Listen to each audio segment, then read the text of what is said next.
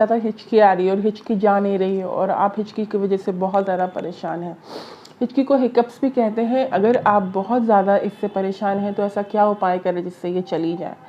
तो देखिए, या तो है कि आपको कोई बहुत ज़ोर से डरा दे, आप अचानक से डर जाएं तो हिचकी बंद हो जाती है।